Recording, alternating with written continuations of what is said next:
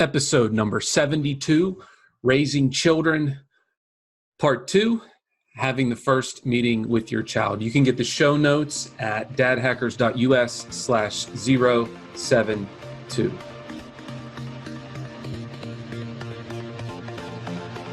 What's up, Dad Hackers? My name is Patrick Antonucci, and I am the host and founder of this podcast and community of Dad Hackers. Well, Dad Hackers is a community of Christian fathers who are devoted to encouraging, equipping, and enabling one another to become the men that God has created and called us to be, so that we can raise up the next generation of fully devoted followers of Christ and leave a legacy of multi-generational faithfulness. Now, on this show, we primarily interview Christian men to dive deep into their experiences and insights into what it means to be a Christian man, a Christian husband, a Christian father, and a Christian leader. We ask questions that dig deep into the thinking and rationale and experiences of these men so that we can all learn and grow into the men that God is calling us to be.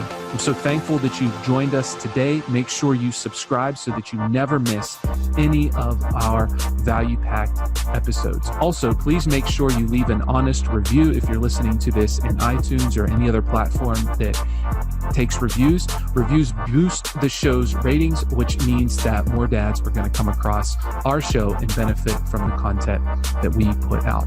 I also wanted to let you know that we do have a free private Facebook group just for Christian dads. So after the show, make sure you hop on over to the show notes. There's a link for that in there as well.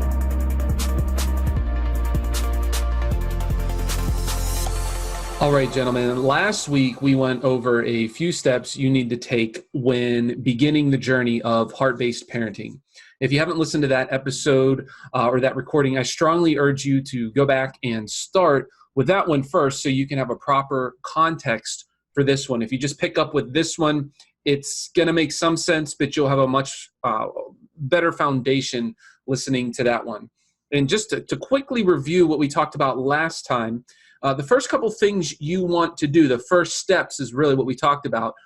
Number one is to relinquish control of the situation. You know, God is ultimately in control, and he is one of only two people in the entire universe that can change the heart of your child.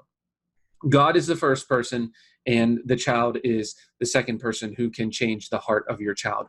Other than that, no one can force a heart change in your child. The second thing is to realize that while that is true, no one on earth has more influence on your child than you do. So while you're not in control, you have a tremendous potential and a tremendous opportunity to greatly impact and influence your child. And the third thing you need to keep in mind is that all children are different and unique. And as we walk through the steps that it takes to raise mature, internally motivated, Christ-following children who turn into well-functioning adults, the thing you need to keep in mind is that since they are different, it's going to take a different approach or a different plan or a different strategy for each of your children according to their unique personality, temperament, disposition, love language, and those types of things. The other things that we talked about were bringing before God in prayer three things that need his attention with respect to your child, and then three things that are admirable in your child. Now, keep in mind also that the change process takes time and it takes work. And when you look at the changes that you want to see in your child, when you begin, it can seem overwhelming and it can seem hopeless.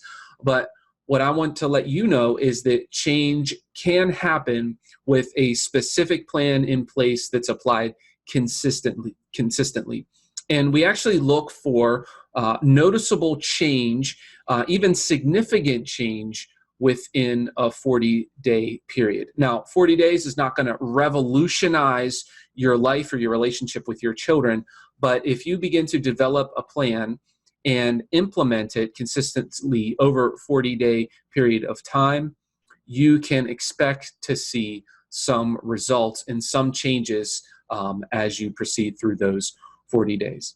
So that's kind of what we talked about in the previous recording, the previous episode. This week, we're going to talk about actually having that first meeting with your child and what that looks like. In fact, last time we really talked a lot at length at the beginning of the recording about what it means to begin the process of heart-based parenting. Lots of parents do not parent the heart of their child, and it's very important. This is kind of a shift. This is a mental shift. This is a shift in how you do things, and a shift that even in your behavior and in your thinking, it will take a shift. And so as we walk through these different steps and in these different techniques and these different tools that we're going to be talking about over the next several episodes, it's going to require you to change as well and to change some of your mindset. One of the things as we get started here to keep in mind, and that I like to stress to parents again and again when I coach them, is that when you start a heart-based approach to parenting, when you very first start, you need to pick one child and only one child to work with. Okay, if you have multiple children, it's very tempting to want to implement all these things on all your children and try to tie up all the tendencies and the things you quote see wrong with your children, and you want to attack it all. That's not going to work. You're going to get burnt out. It's going to be way too overwhelming, way too confusing. In fact, if you try to even just do one child and try to do multiple areas with them, that's going to be confusing and overwhelming. What you need to do is you need to pick one child and only one child if you have more than one kid. And I recommend that you choose the child that you have the most tension in your relationship with. One of the things that we're going to do is work on building our relationship, building the relational platform through which you can implement some of these strategies. And then once you've decided on a child, then we're going to pick one area. And again, one and only one area you'd like to focus on with that child. Now, this might seem like you'll never get anywhere just working with one child on one area, but trust me, the process that you'll go through, while it can be overwhelming and it can maybe seem hopeless at the beginning, if you pick one child and one area to work on with that child, you will begin to see results. And once you have a plan in place for that child, for that specific area, you'll be able to apply a similar process and framework for the next area that you want to work on with that child. Once you get the first area kind of up and running and you're seeing some change, or you can apply that same process and framework for another child in another area, and then you'll be more comfortable and confident with the process and the framework and how all these tools work and how they work together. But you have to start with one child in one area to get the ball rolling, and then you can move on to other areas and other children and attack more. One thing I do want to caution you, though, is that the plan and the strategy that we're going to develop together is not something that you can just like copy paste and do it with another child. The process, the framework is going to be similar, but the actual plan that you come up with is going to be tailor-made to each child in their specific area. And that'll become more clear as we go through it. So what you need to do now is pick one area with that one child that you want to begin working on. So go ahead and pause the recording right now and pray about it, think about it, and write down the one area that you want to work on with that child. A couple hints, maybe it's how they interact with their siblings, or maybe it's how they respond to you when you give them an instruction. Maybe it's a situation at school. I don't know your particular context, and this can work for pretty much any child of any age, as long as they can understand and have the ability to follow directions. So pretty much 3-4 years old all the way up. But I don't know your child. You're more than welcome to shoot me a message and ask me questions, or anything like that. And I can try to help you and guide you in picking an area if you need any help there. But go ahead and pause the recording now and pick your area, and then hit play when you're ready. So something we want to keep in mind is the old saying that failing to plan is planning to fail, and that you need to plan your work and work your plan. And that if you want to see change in your child, you'll most likely need to make some adjustments and changes in yourself. And one thing that I see that trips parents up is that they don't make the time necessary to be able to implement the things that we're going to plan. They don't make the time necessary to be able to implement those. And so they try to do it on the fly. They forget to do it. Life becomes overwhelming. And so as you develop this plan, you also want to make room, if you will, in your schedule, make some commitments with yourself, actually plan some of these things so that you can implement the work that we're beginning to do. And yes, you can't always plan for training opportunities with your children, if you will, because life just happens. But some of the things that we're going to do, like we're going to talk in a couple minutes about having the first meeting with your child. Well, you need to be able to have a time set aside where you can meet with your child. And you'll see that this is not going to be a long, drawn-out meeting. So take a few minutes right now, maybe pause the recording again, and think through your family schedule and what changes you might need to make in order to work with your child in the area you want to work on. You're going to need to have some time to meet with them, and it's going to be a 5 or 10 minute meeting. But you're also going to want to schedule into your day, even daily if possible, a couple minutes to reflect on how that day went, how the things that you're going to begin implementing with your children, how that went, and areas maybe that you can improve on, or little tweaks that you need to make with respect to your plan and with respect to your child. Just a time of reflection on your day that's focused on the plan that we're going to make. So go ahead and pause the video, pause the recording, and go ahead and look through your schedule and try to carve out 10 or 5, 10, 15 minutes per day to meet with your child / review the day. So often what kids need is a multifaceted approach to heart change. Typically one tool from the parenting toolbox isn't all that's needed. And different children respond in different ways to the different tools that we'll be talking about as we go through these different recordings. And what works with one child may not work with another child. And one tool might be kind of effective, but another tool might be very effective.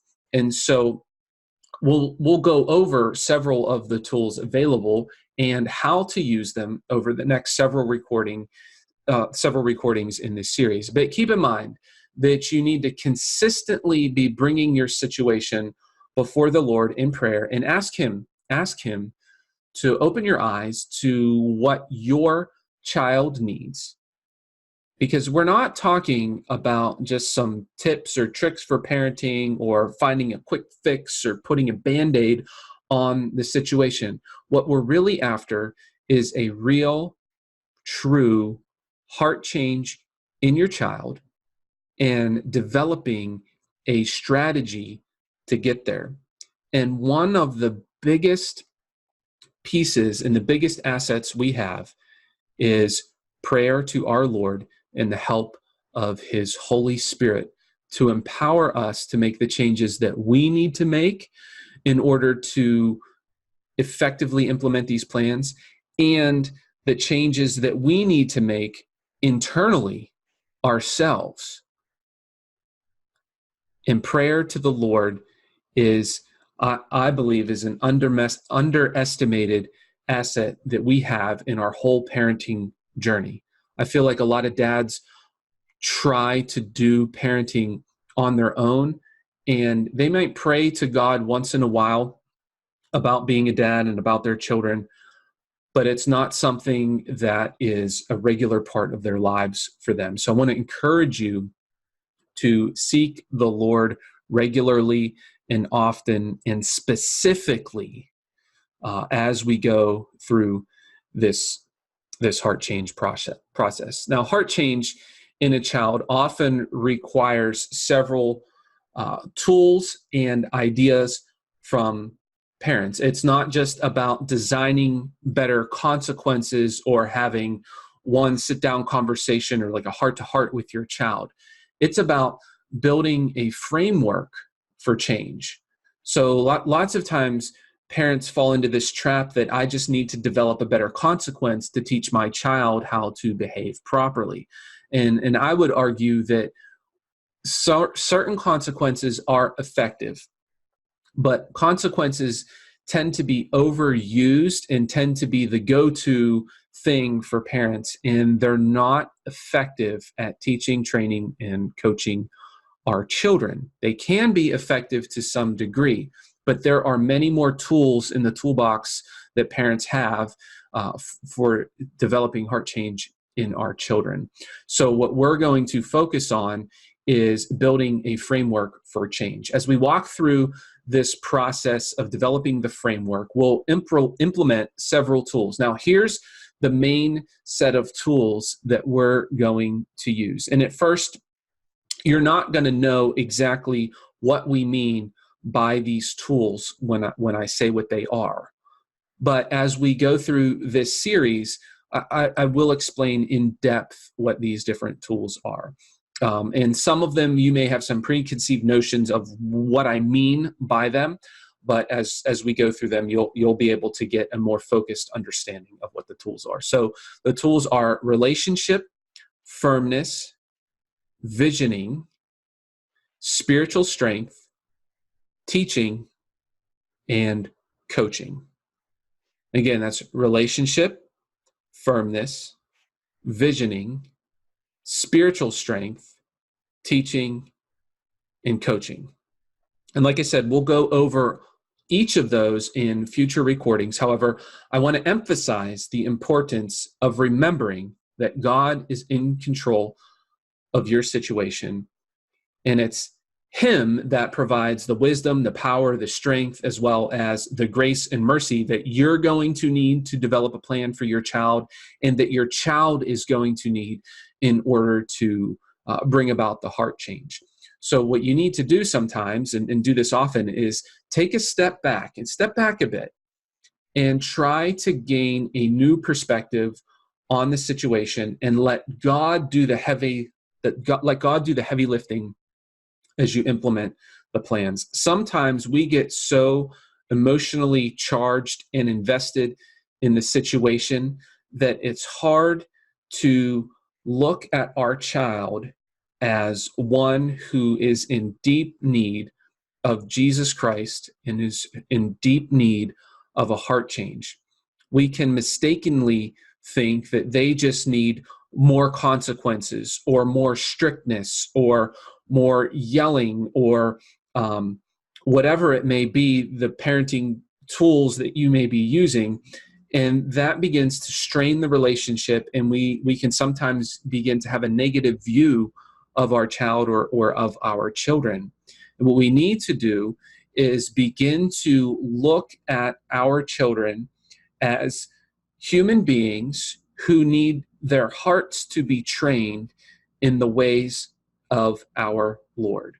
And so as you begin to have that mental shift, that shift in perspective, that paradigm shift, you will begin to see your child as not one who is misbehaving or defiant all the time. And that may be true, but the underlying reason that those things are coming out is there are some deep-rooted tendencies in the heart of your child that need to be changed, that need to be trained, that need to be taught. And up to this point, some of the things that you've been implementing may not be successful. They may not be producing the results that you hoped they would, and that can sometimes bring a lot of frustration. And this heart change approach, this heart-based parenting, is a strategy that produces lasting change in your child and produces an internally motivated child. Lots of times parents have to constantly ride their children and remember them or remind them of everything basically throughout the whole day, to from personal hygiene to organization to schoolwork to duties and responsibilities. I mean, sometimes parents just feel like they have to ride their children all day and like step by step take them through each day. And it's like, we've been doing this for weeks, months, maybe years, and you still can't do it on your own. Well, there's some hope, because we're going to talk about some strategies to help your children to become more mature, more internally motivated, and have an internal sense of obligation to get things done and to want to do the right thing. And so as time goes on and you develop your plan, you'll take time to share parts of your plan with your child so that they can be aware of what to expect. And right now, we want to plan our initial meeting with your child. And so some tips that I want to give you with respect to this first meeting with your child is, your goal in this first meeting is not to solve the problem. You don't even necessarily want to define the problem for your child. You don't want to make threats. You don't want to do anything like that. You only want to communicate two things with the goal of raising the child's awareness level of the situation.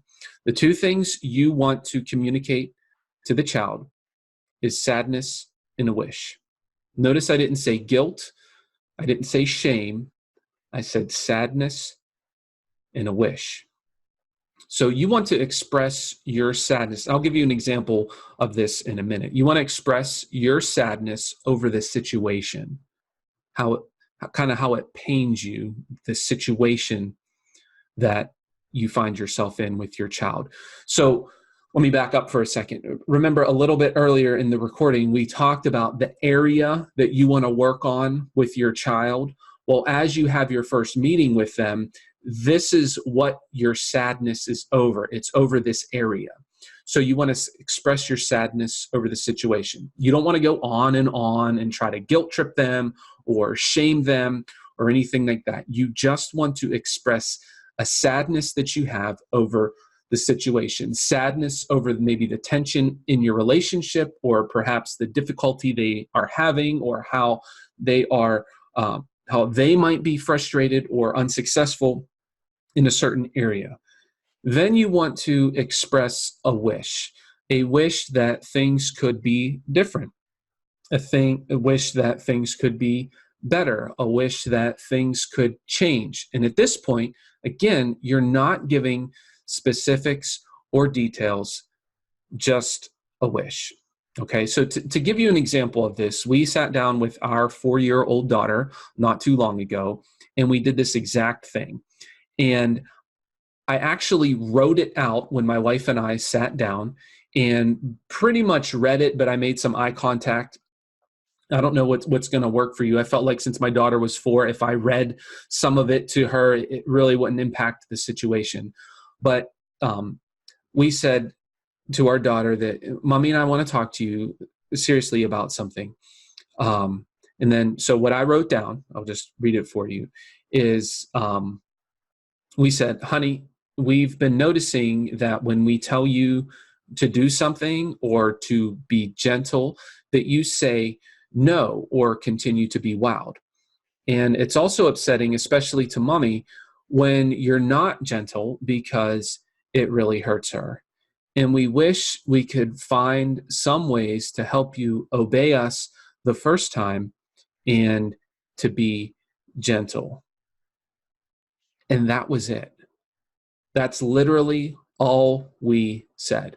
Again, we weren't trying to solve the problem or specify the entire problem. We were simply expressing a sadness and a wish in order to raise her awareness level of the situation. And that's all you're trying to do. And we were trying to also communicate that we care about the situation, we care about our relationship with our daughter, and that we want to help her. And that's what we were trying to communicate in that meeting. And you could tell if you were sitting there, the look on my daughter's face and how she received it, she could understand that we were serious about it. And I think, reflecting back on it, I think it was received well by her. But that's all you need to do in the initial meeting with your child. As you develop more plans with your kid, you'll have more meetings and you'll get more specific and more detailed and offer solutions and those types of things. But for now, all you want to do is raise their awareness level by expressing sadness in a wish over the situation. So after we're almost done with this recording. So after, I want you to take a few minutes and write out your plans for your first meeting with your child. If you want to run them by me, totally cool. But I really encourage you to write it out so that you make sure that you say what you want to say, you say it succinctly, you don't ramble on, you don't get into details, you don't get into explaining, you don't get into shame or guilt or problem solving or anything like that. Just want to express a sadness and a wish. Next time, we'll get into the steps that you actually need to begin taking in order to start charting a course for heart change in your child and how to communicate it to your child. But for now, you want to define the area that you need to work on with your child. Think through that first meeting of expressing a sadness and a wish, and actually have that first meeting with your child.